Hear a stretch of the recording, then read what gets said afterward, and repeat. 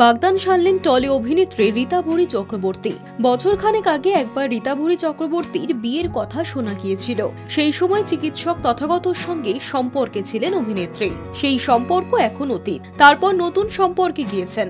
এবার অভিনেত্রী সদ্য বাগদান সারলেন বলিউডের চিত্রনাট্যকার সুমিত আরোরার সঙ্গে। নিজের সোশ্যাল মিডিয়ায় সেই খবর জানিয়েছেন অভিনেত্রী। বলিউডের চিত্রনাট্যকার তথা লেখক সুমিত আরোরার সঙ্গে প্রায় বছর খানেকের প্রেম রীতা ভরির। কখনো সুমিত ভালোবাসার টানে ছুটে আসেন কলকাতা, তো আবার কখনো রীতা ভরি চলে যান মুম্বাই। কিছুদিন আগের অভিনেত্রীর থেকে বিয়ের বিষয়ে জানতে চাওয়া হয়েছিল। সেই সময় কার্যত হিয়ালি করেই উত্তর দিয়েছিলেন অভিনেত্রী।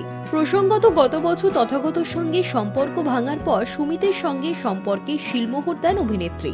এবার নিজেই বাগদান পর্বের ঘোষণা করলেন।